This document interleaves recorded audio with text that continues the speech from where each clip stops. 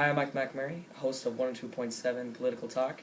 I'm the moderator today of the debate between the conservative and the liberal.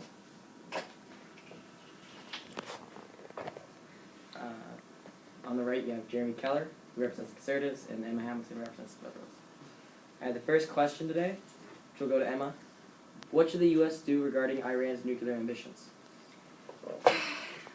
I believe that America should be careful of Iran because they do own nuclear weapons. So we should be very careful around them. But I don't think that we should send troops or attack them first or anything like that, because it has been known in the past that they have not liked America's influence on them. So I don't think that we should start a spark. All right, Jeremy with the rebuttal. Well, I think we should go in there, try to work something out, and if that don't work, we should go in there and use our military forces and try to work it out, and if that don't happen, we'll unfortunately have to go to war with them. All right, great answers, great answers. The second question goes to you, Jeremy. What should the U.S. do to stop the bloodshed in Syria? I think we should just stay out of it for now, because what's happening is you got the dictatorship, who is Islam but isn't really running it Islamic. So and then there's rebels that want a country like we have, and then there's some that want to be more strict Islam. And if we go in there and send troops in there, and one of them is going to win, the other one's going to rebel again. So I think we should just stay out right now. All right, Emma with the rebuttal. I think that America should remain engaged in the bloodshed in Syria because innocent lives have been shed there. I do not think that we should send troops in, but I do think that we should keep an eye on them. And if the rebels need support, that we should give them more of social support instead of weaponry support, like make people more known about the issues going on there. All right, third question goes to you, Emma. What should be America's stance toward illegal immigration? Are you in favor of the DREAM Act? I am in favor of the DREAM Act. I do support America's current laws and regulations against illegal immigration, because obviously it is illegal immigration. But I do think that it is part of America's job to provide services for people who don't have the opportunities to be as privileged as Americans are. And with the DREAM Act, it's not that the people that want to go to college in America are the illegal immigrants, but it's more that their parents are. So I think that they deserve the opportunity to go to college just as any other American citizen does. All right, Jeremy with the rebuttal. With them, I am not in favor of the DREAM Act because it will cost too much for our country, and who will that come out of? The taxpayers, which will increase your taxes. And I don't think anybody likes their taxes being increased. Though they're not American citizens, so why should they have the same help that American citizens have? All right, next question. This one's to you, Jeremy. Should America's resources be put into developing our oil resources or researching more renewable alternatives? I think that we should drill more oil. Drill, baby, drill. But that will last us a long time, but we all know it will not last forever. So I think year by year we should be researching in more renewable resources. All right, Emma with the rebuttal. I definitely think that we should start researching new renewable resources now, because oil is a non-renewable resource and it causes a lot of harm to the environment. We need to continue the research in order to keep moving forward, because right now we're just stuck with the same thing that's going to run out. All right, next question goes to you, Emma. How can we decrease pollution in our industries, and that is priority of our country? I think that we should have a pollution cap on the amount of pollution that like big companies that produce stuff should be able to release into the air.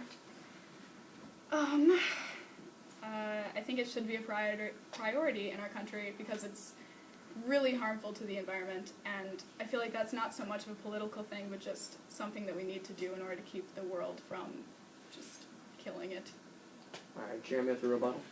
We all know that the environment is really important to all of us, but I think with our economy going where it's going, we shouldn't tax the factories that are polluting a little bit more than others, because the U.S. isn't the only country in the whole world that's polluting. Look at China, for example. They're polluting so much more than we are, so why not go after them? Why should our country be punished, set laws against our own country to hurt our economy, even though we're not the only ones polluting? Alright, the next question goes to you, Jeremy. What's the best way to provide health care to everyone in this country? The best way to provide health care in this country is to privatize health care and set less regulations. Alright, Emma with the rebuttal. I don't think that healthcare should be privatized because like Obamacare does, it's a federal corporation where we all contribute to the healthcare that is provided to the citizens. So I think that it should remain a federal corporation. Alright, next question goes to you, Emma. Shouldn't the wealthy take on additional tax burden? They are the people that benefit most from our society and government. Shouldn't they also pay the most? Yeah, I think that the wealthy should pay more taxes. The citizens in this country that are considered more fortunate than the other percent of the United States should contribute more because they have the most money. So I think it's only fair that they pay more because they have it to contribute. Alright, Jeremy with the rebuttal. How do you think those people got more fortunate? They spent all their money into this company that actually did succeed, and now they're making a lot of money off of it. And studies have been shown that you tax the wealthy more, that hurts their economy because it takes away the jobs. There's no point in taxing the wealthy. You let them have that money, they'll make more jobs, which will help the economy more. Alright, moving on. Jeremy's question for you. What's the most effective way to curb America's gun violence? The most effective way is to encourage people to get the conceal and carry, because that will have more people will have guns, which will be less violence. If you know that if you are planning to kill somebody and you think that everybody has guns around you and you start shooting somebody, one of those people will take out their gun and shoot you, which will stop it right then and there. Or that guy won't be able to shoot 30 people, you'll just shoot him before he shoots anybody. Alright, Emma with the rebuttal. I think that America definitely needs more gun violations. No one needs an assault rifle. You don't use an assault rifle to hunt. You don't really have any other reason if you're not in the Army. I honestly don't think that there is a reason to own one. So many innocent people have been killed because of people owning guns, and I honestly think that if there's any way that we can slow that down, we definitely should. And I think that the answer to that is by having more gun regulations. Alright. The next one we have is, Emma, this one's for you. What concerns you most about your opponent's budget plan?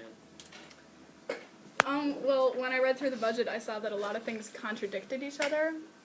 There were some things saying that we should raise Social Security age, and some saying that we should lower Social Security age. And I was concerned that they didn't research what they were choosing before they put it in there. And I don't know how the process went, but it didn't seem like a lot of thought went into what they chose. Alright. Jeremy, same question. Well, actually, nothing in my budget was contradicting each other. There's one that was circled that said they're contradicting each other. That one was slowly increasing the aid for Social Security and the other one was slowly decreasing it. The one that was slowly decreasing, that would only affect the people that were bringing in $4,500 a month or more. But the most thing that worries me about the liberal budget is